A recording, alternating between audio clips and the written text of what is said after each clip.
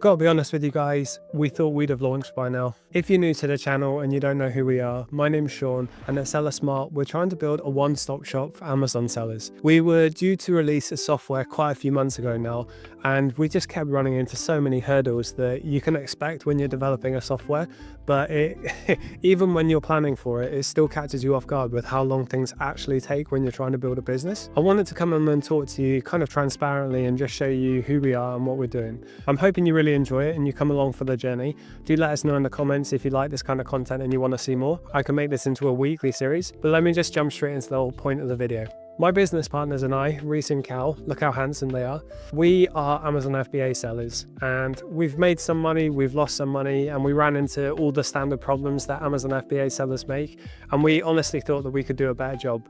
So we wanted to attack a lot of the pain points in the industry that no one else was really addressing, and we developed software internally between the three of us in our own stores that started to go really well. So we thought, you know what, there's something here, let's make a business out of it. And I'd say that was about 6 months ago, probably more now to be honest. And we really truly believed that we would have a working operational software by now, just the same as all the other things that we've been expecting to release. We thought they were going to be done. But as you can imagine, life's hard, things get in the way. Things aren't as easy and as straightforward as you think they're going to be. I don't know if you've ever heard about Hofstadter's Law. I say this all the time. There's a really great story of the Sydney Opera House being built in 1957. They projected that it was going to be finished by 1963, and then a whopping 10 years later, they finally finished building the Opera House. Wait, hold up. Rewind that a sec. Okay, it turns out that Google Gemini gave me the wrong date, and I thought it was 1957, but it was actually 1959, and it took 14 years, not 10 years, and I'm sorry.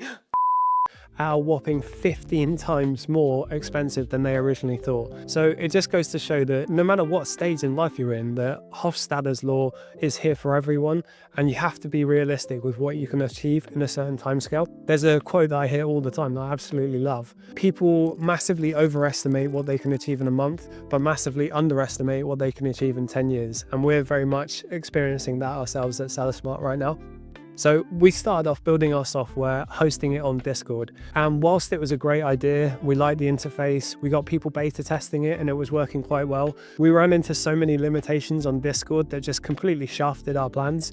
So we decided to take a pivot and go for a web app. What did that mean? So that came with a whole host of new problems that we had anticipated, but also were a lot harder to overcome than we thought, and we're working damn hard to overcome them. And that's the learning curve. If you've never actually been a full-time developer, this stuff is really hard. You have to learn as you go. And whilst we are technical, everyone in the team has a technical background, the amount of complexity to what we're trying to build is nuts.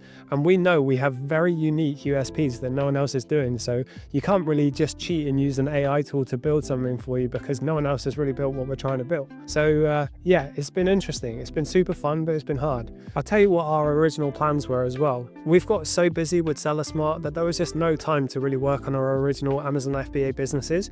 So we put a pause on that whilst building SellerSmart. My original goal was to have my team members run my Amazon store whilst I focus on SellerSmart.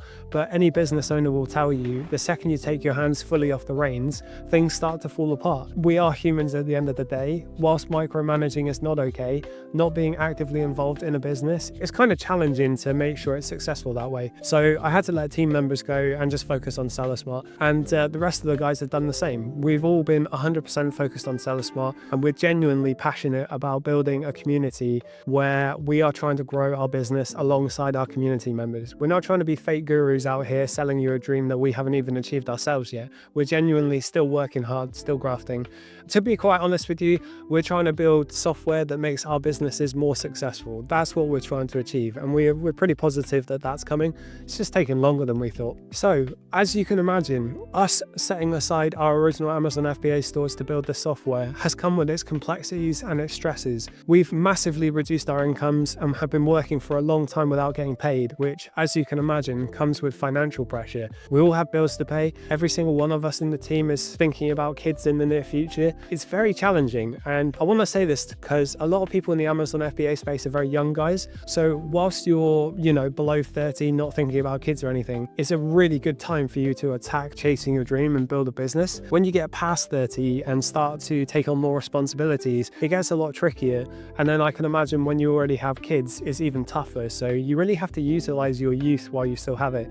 And anyone out there who's older than I am, I'm not saying I'm old, don't get pissy at me. I'm just saying when you're younger, you have more free time. So that's one of the waters that we've been trying to navigate as well. Trying to invest all of ourselves into this business that no one really truly knows if it's going to succeed. We damn well believe in it and we're going to do everything we can to make it successful. That's kind of the path that we as entrepreneurs tread. We put 100% of ourselves into things that we have no guarantee if they're actually going to work. That's part of the risk that you take, and it's why I think getting into it early and young is such a good idea. It's why I love seeing young guys being fed on their social media feeds business, because the earlier you get into it, the much more likely you're going to be successful. Okay, so what is the point of this video? To me, what I'm trying to show you here is the transparent background behind the scenes of building a real business. From the ground up, making mistakes, hitting the wins, having you along for the journey so you can see what we're doing and what goes on in the background, because we have to admit, we've been fairly quiet in the updates front, and we know that's an area we need to improve. We're working on that, but we've gotten so deep into the depths of being busy, which I know is a terrible way to be, but we've gotten so busy with the work we're trying to achieve, it's actually limiting the areas we need to focus on. So that's something we're going to do. From my personal background, right, this isn't a team thing, this is just a me thing. I grew up poor, man. Being poor sucks. It was really hard.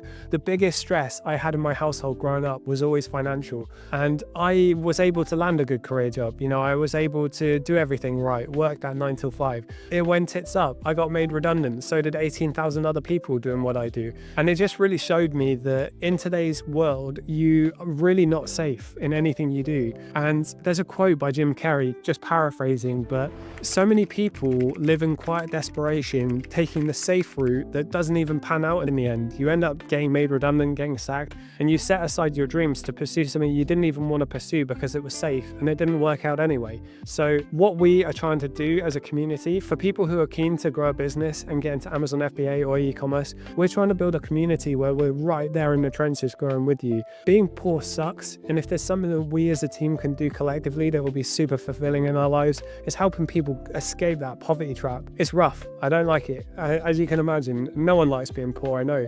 Look at the economy, man. It's rough out there. So developing a side hustle and building a business has kind of become non-optional at this point. And we believe that we can build tools to provide a good option to people. That's what we're trying to achieve. Okay, so why have things taken longer to release than we originally expected? Well, to be quite frank, we've been very entrepreneurial about it. And when I say entrepreneurial about it, I mean we've had thousands of ideas. We've tried to implement a lot of things, and we've probably stretched ourselves too thin. So we had an internal meeting recently, and we all decided, instead of chasing so many different things at one time, trying to get loads of things all out at the same time by dividing and conquering, what we're actually going to do is we're going to collaborate on one problem at a time until that's done, and we're going to get it out. A good example of that is the Amazon FBA free course that we released recently, link in the bio, but that actually took us a lot longer to release than we originally intended, and that's because there was so much going on. We were trying to do lots of different tasks. So I would say in your own business, it's definitely better to have focus on one thing at a time. Go through a checklist and make sure you're hitting those priority tasks first. That's one thing that we've learned that we were doing wrong. Learn from our mistakes, because we did lose a lot of time there by having 15 active tasks open at one time rather than just nailing one at a time. I know to a lot of people that sounds bloody obvious, but hey, we're learning as we go. One of the other things that's kind of held us up here is how big our vision is. This kind of sounds weird to say that the size of our goal has kind of stammered our growth, but everything we're trying to grow takes time, it takes energy, and it takes effort. And to be honest with you, it also takes money. It takes money to fund building a business. And as you can imagine, we've been self-funding a business for a long time now without a payday. Okay, so at this point, you're probably wondering why all the struggles and what is the actual goal? What's the big vision here? I mentioned at the start of the video that we're trying to be a one-stop shop for Amazon FBA sellers. That is just to begin with. We're e-commerce guys. We have e-commerce experience in different niches. We understand that niching down into one platform before expanding makes more sense. So we've actually been asked by a lot of people if we're going to implement a TikTok shop element to the free Discord we have, and that's not going to happen right now. I'm not saying it's not going to happen in the future, but right now we're focusing on Amazon FBA. That's our vibe. That's what we're going for. Okay, so what's actually happening with the software?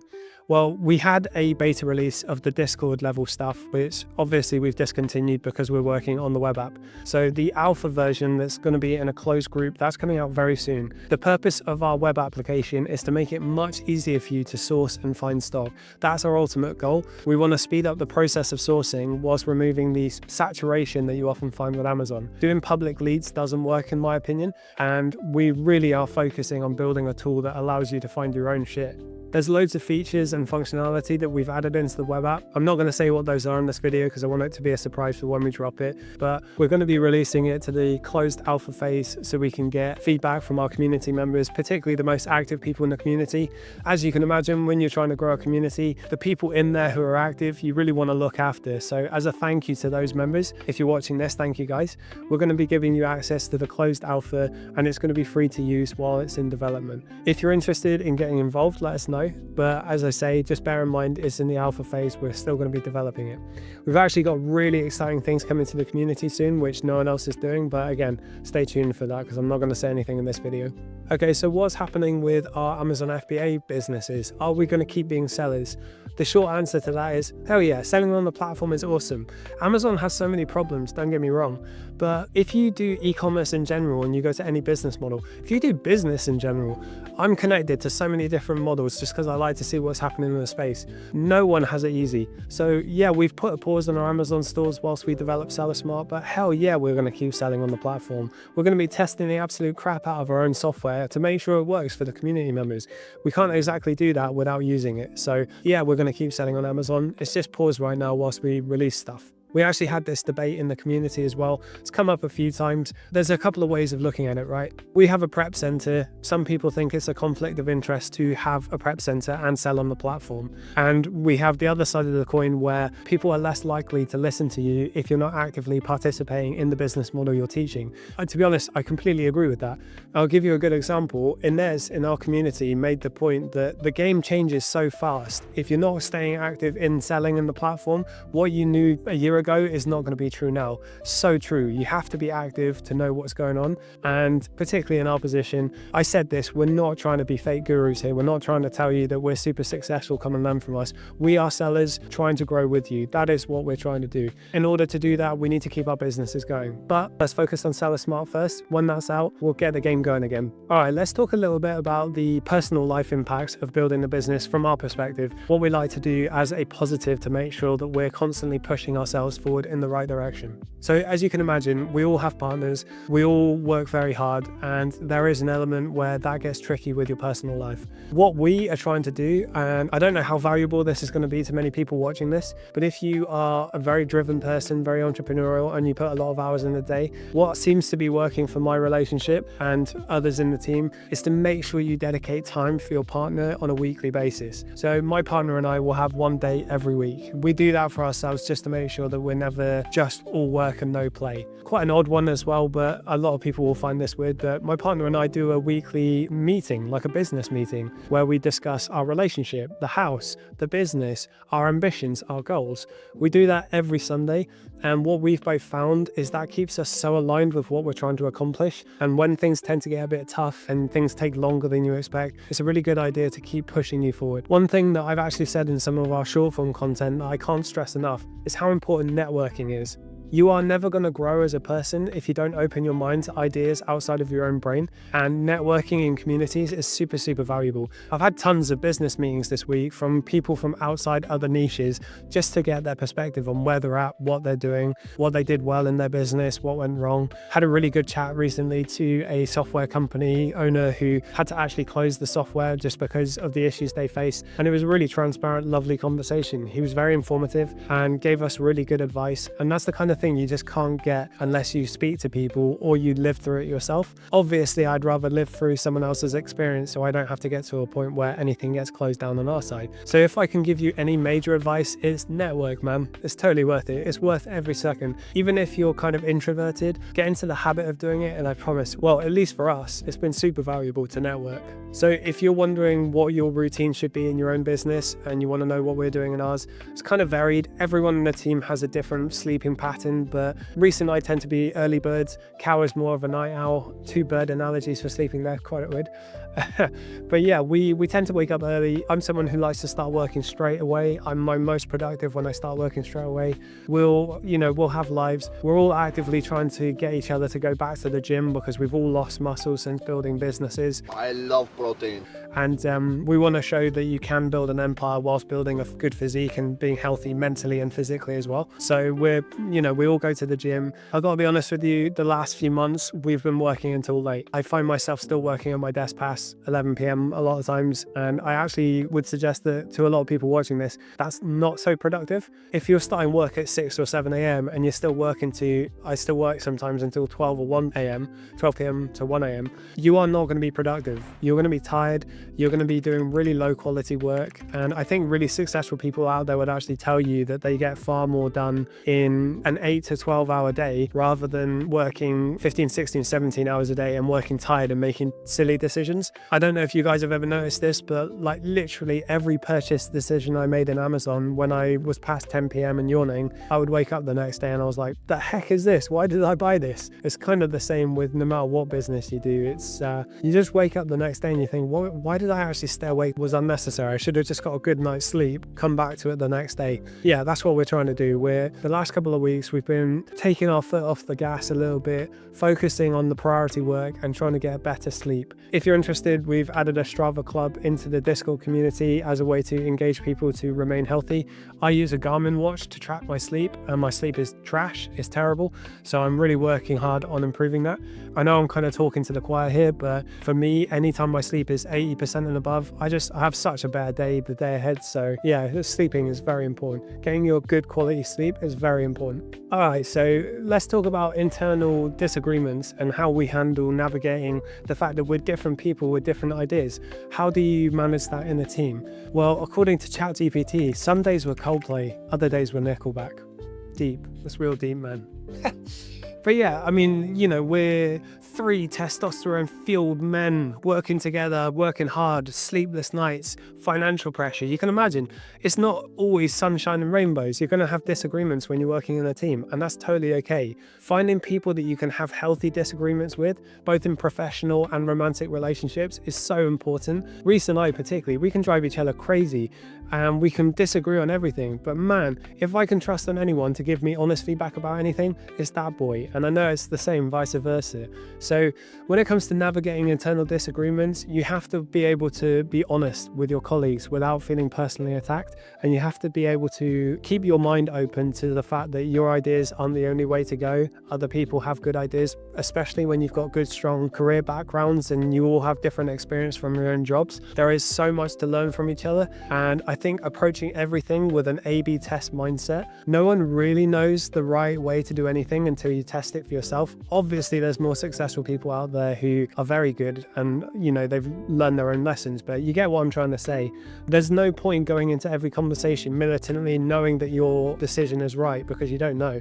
So you have to be open-minded and willing to healthily argue. If any of you guys out there are working in a team, maybe you're doing Amazon with your partners, maybe you're selling with friends, one thing I would say is be really careful with text communication. Just in general, text communication can be misconstrued. So if you're typing out long ass messages to your partners and you're getting into arguments, what we found is just getting on the phone, getting on the camera, talking to them as a person, and you realize that Key and Peele skit of one friend texting in one context and his friend receiving it in another is so true. You are fucking priceless. Aww.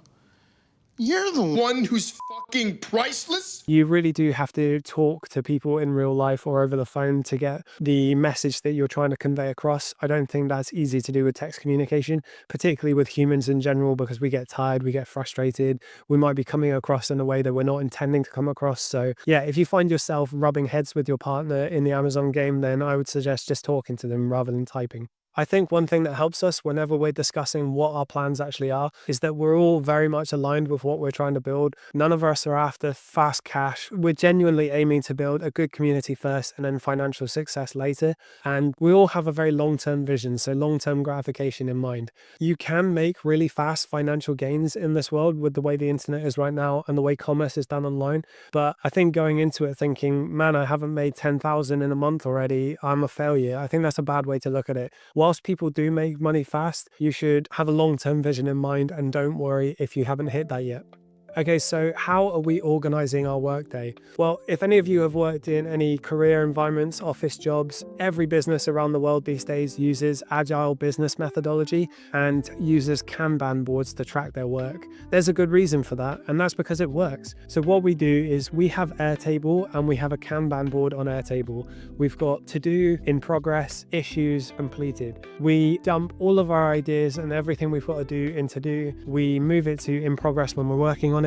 We set deadlines. I can't stress enough how important it is to set deadlines. Otherwise, you're just going to procrastinate and not do the task. And then anytime a deadline isn't hit and issues are met, you move it into issues. Issues have to be addressed very quickly. You shouldn't leave them in there for too long. And then once completed, that goes to completed. I'm kind of speaking in an untrustworthy way here because whilst this is a really good system to have, we're very terrible at keeping on top of it. This is actually something we've internally debated, that we really want to treat this as a proper business. And in order to do that, we have to act as a proper business, which means keeping on top of the Kanban. So you can imagine when we get so busy with all the work, people don't update the board, and a week or two goes by, a month goes by, and it's super outdated. Everything in it hasn't been updated and it's not actually usable. So what we've done internally is we've kind of discussed the possibility of setting up a Scrum Master system, where one person, that would be me, I'm just going to keep on top of it. On a daily basis, I'm going to check the Kanban board and I'm going to let the guys know, hey, we need to update this, we need to update this, we need to update this.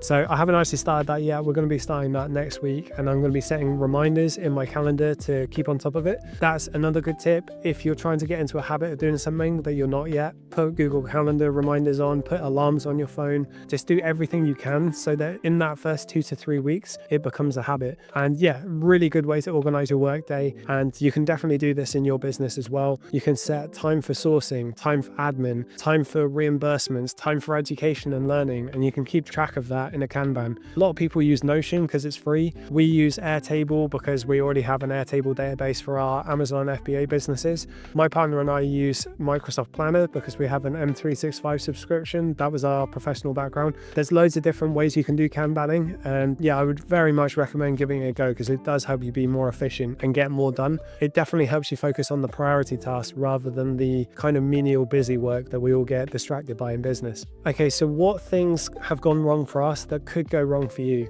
I would say overthinking and not testing fast enough. You can find yourself when you're developing projects that weeks go by and you don't really know where you're headed with them.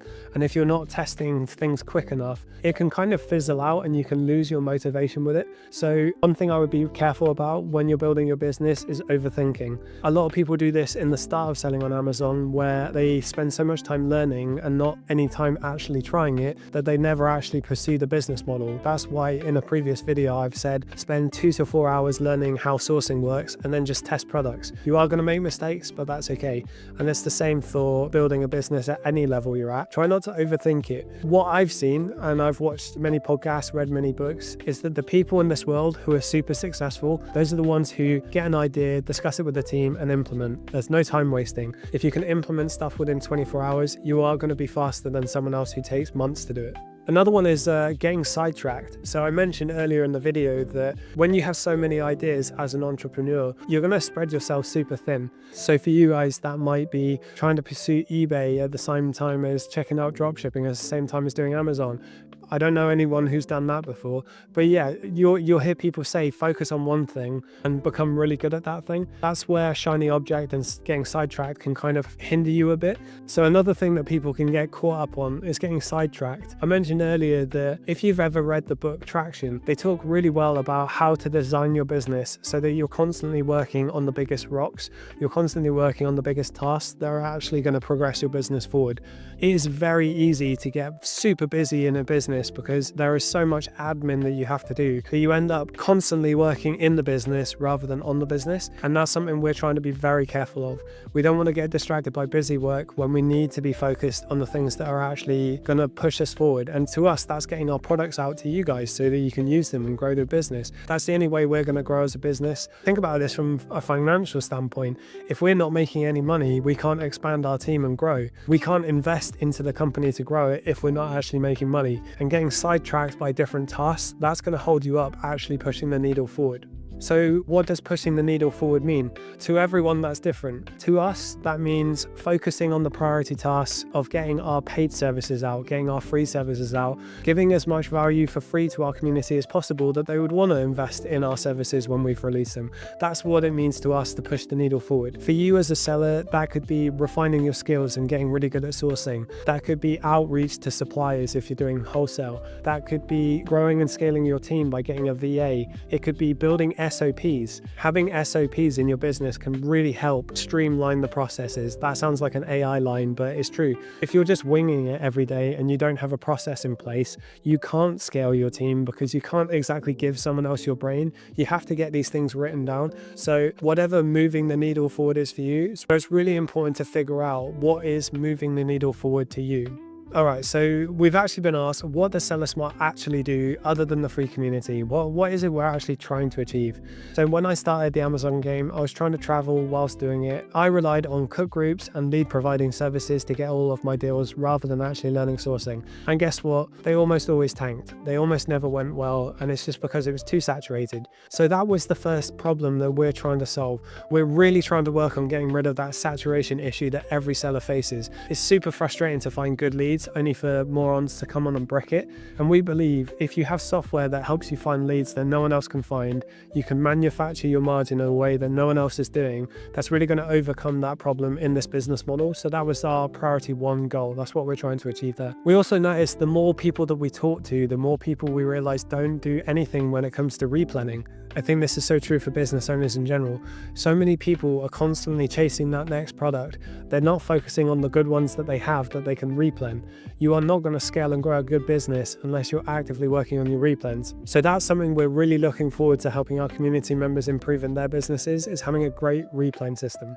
Another thing we hear all the time is that there are so many different sources of information. No one really knows where's a good place to learn from. So that's a big goal for us. Part of the free course was giving people a really good structured guide on how to get into the business, and then the free community is there for people to ask questions and grow and scale. I understand why it's so tricky to know who you can trust, because when I started, I watched mostly American Amazon FBA sellers, and I didn't even realize that the US market is a completely different ballgame to the UK market. So you got guys in the US who are sourcing and they'll find 15 to 20 leads in their session of sourcing. You come to the UK and you're lucky if you find 5 to 8 leads in a day. It's a completely different ballgame, and you have to be aware of where you're learning from, and we're hoping to become a place where people know they can go to learn how to do it properly. In the UK market, eventually in the EU market, and then eventually in the US market. We're not really comfortable selling anything that we don't have experience in ourselves, so we're not going to be expanding massively into other regions just yet, but that is something that we're planning to do in the future. Okay, so what did we learn this week? Well, we learned what we already knew, and that's perfectionism isn't a good thing. It's not a good idea to be constantly trying to tweak and make everything perfect. It's much better to get stuff out to test and see what people like. Think about this from our perspective as we're trying to develop a software. If we spend 3 months building a feature that no one wants to use, what was the point in that time? So that was the reason why we're now pushing to get this alpha testing out as soon as possible. What else have I learned? Doing social media is made to look easy on camera. It's actually quite hard. Filming and talking to a camera is a skill that I've had to develop, and as you can probably tell from these videos, I'm still learning it. I'm still very new. I am going to keep working really hard so I can make these videos as valuable as I can for you guys. I'm really aiming to show transparency, my own growth in this, so that you can come along for the ride and experience yours as well, because we're all learning as we go, man. We're all trying hard. Alright guys, that's the end of this video. Really appreciate anyone who stayed and watched. Let's see if anyone does. Really hope you enjoyed the video. You can probably tell I didn't script this one. I was really trying to freeball it and see how it would go. So tell us in the comments if you like it. Tell us what style of content that would work for you. If you're into Amazon FBA and you wanted to join a free community that's really awesome, I'm very biased as you can imagine, click the link below. If you like what you've seen in the video, hit like and subscribe, and tell us in the comments what you'd like to see. Thank you ever so much for watching guys, and yeah, we'll see you next time.